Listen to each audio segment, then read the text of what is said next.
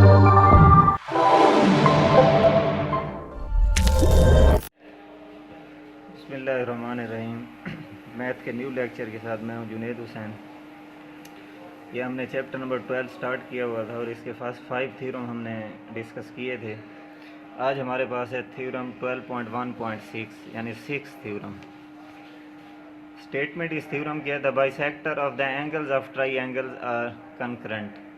ये हमने third theorem भी किया था इसी चैप्टर का कि साइड्स के बाइसेक्टर जो होते हैं वो कंकरेंट होते हैं।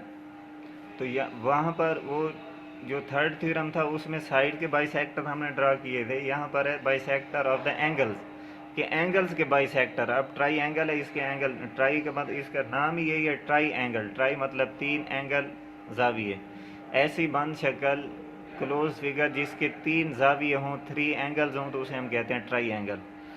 प्रूव हमने ये करना है कि ट्राई एंगल के जो 3 एंगल हैं उन तीनों के बाइसेक्टर किसी एक पॉइंट पर मिलते हैं, कंकरेंट होते हैं, यानी हम नुक्ता होते हैं। तो सबसे पहले गिवन हमारे पास होगा triangle A B C, क्योंकि bisector of the angle of a triangle. तो गिवन में हम मालूम है, हम लिखेंगे triangle A B C कि एक triangle A B C हमारे पास गिवन है, हमें मालूम है। प्रूव हमने ये करना है द बाइसेक्टर ऑफ 3 एंगल्स, यानी एक एंगल हमारे पास ए है, सेकंड बी है और थर्ड सी है। The bisector of angle A, angle B and angle C are concurrent. Prove हमने ये करना है कि भाई तीनों एंगल्स के जावियों के नासिफ जो हैं वो हम नुक्ता हैं। कंस्ट्रक्शन में हम करेंगे draw the bisector of angle B and angle C. 2 angles के बाइसेक्टर ड्रा करेंगे और थर्ड को इसी से प्रूव करेंगे। ये हमने एंगल बी का बाइसेक्टर ड्रा किया और एंगल सी का भी। एंगल बी का बाइसेक्टर क्या है, ये एंगल बी है, इसका बाइसेक्टर जब ड्रा करेंगे तो इस एंगल को 2 बराबर जावियों में या एंगल्स में ये तकसीम कर जाएगा। यानी सपोज़ ये एंगल अगर हमारे पास 80 डिग्री है तो 40 इधर होगा और 40 इधर, और ये हमारे पास इसका बाइसेक्टर ये हमने खुद ड्रा किया। इसी तरह एंगल सी का भी बाइसेक्टर ड्रा किया और ये भी इसे 2 बराबर हिस्सों में तकसीम कर जाएगा। विच इंटरसेक्ट एट पॉइंट आई, कि हमने एंगल बी का बाइसेक्टर ड्रा किया, एंगल सी का बाइसेक्टर ड्रा किया, दोनों एक दूसरे को एक पॉइंट पर मिले, उसे हमने आई का नाम दे दिया। फ्रॉम आई, उसी आई से ही हमने draw I F perpendicular A B, I से ही हमने एक परपेंडिकुलर ड्रा किया आई एफ ए बी के ऊपर। उसी आई से ही परपेंडिकुलर ड्रा किया I D perpendicular B C, I D perpendicular B C. इसी तरह आई ई जो है वो परपेंडिकुलर है सी ए या ए सी पर।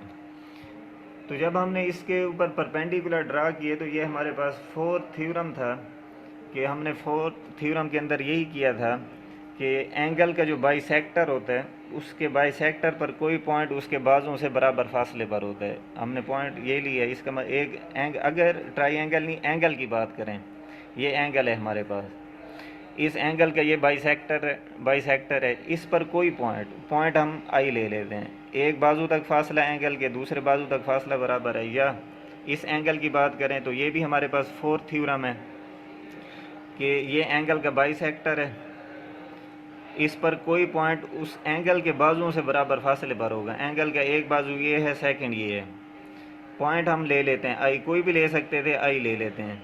आई से एक बाजू तक फासला, आई से दूसरे बाजू तक फासला बराबर होगा। ये हम पहले ऑलरेडी प्रूव कर चुके हैं।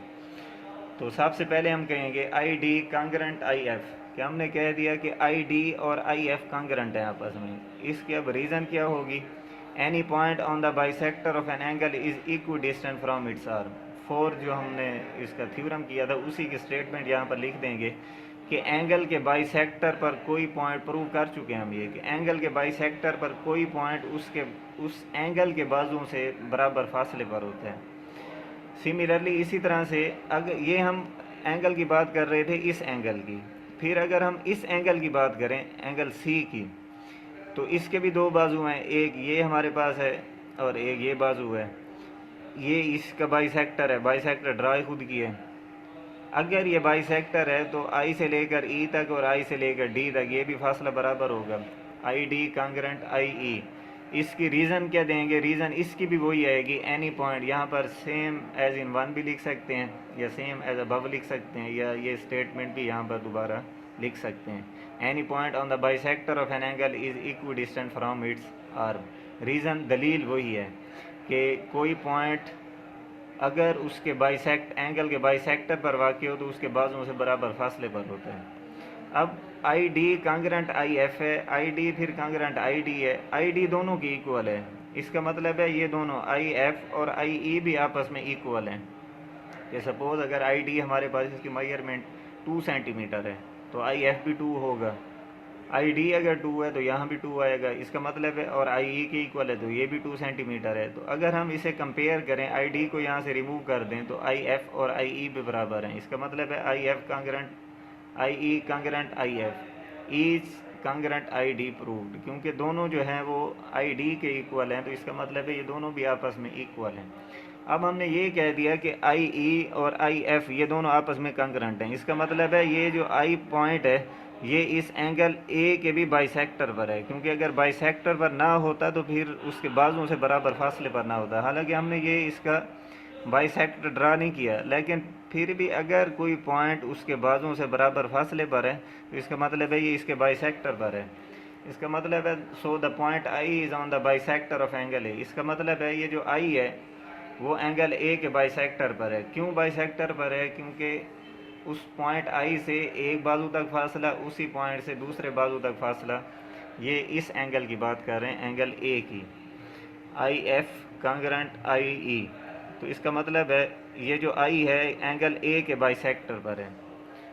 But also the point I is on the bisector of angle A B C. लेकिन यही जो आई है वो एंगल ए बी सी यानी एंगल बी की बात हो रही है, एंगल बी के भी बाइसेक्टर पर है, एंड एंगल बी सी है और सी के भी बाइसेक्टर पर है। The point I is on the bisector of angle A B C and angle B C A. क्यों है? ये हमने कंस्ट्रक्शन में खुद किया था कि बाइसेक्टर ड्रा किए थे और दोनों एक दूसरे को एक पॉइंट पर मिले थे। इसका मतलब है thus the bisector of angle A, angle B and angle C are concurrent at I. इसका मतलब है कि तीनों एंगल्स के बाइसेक्टर जो हैं वो एक दूसरे को मिलते हैं, आई पॉइंट पर मिलते हैं। हालांकि हमने ड्रा 2 के किए थे, तीसरे को हमने उसी से प्रूव किया। तो ये हमारे पास था 6th थ्योरम। आई होप ये आपको अच्छी तरह समझ आ गई होगी, थ्योरम की समझ आ गई होगी। ये 6th थ्योरम और 3rd थ्योरम दोनों हैं तो चेंज, लेकिन इनमें मिक्सअप कर देते हैं। ये है बाइसेक्टर ऑफ द एंगल्स, और 3rd थ्योरम जो हमारे पास है वो है bisector of the sides of a triangle, कि ये ट्राइएंगल की जो साइड्स हैं उसके बाइसेक्टर को हमने कंकरेंट प्रूव करना है। यहाँ पर ट्राइएंगल के जो एंगल्स के बाइसेक्टर हैं उनको कंकरेंट या कंकरेंट हम नुक्ता प्रूव करना है। तो इस थ्योरम को अच्छी तरह से करना है। इंशाल्लाह नेक्स्ट लेक्चर तक के लिए इजाज़त। अल्लाह हाफिज़।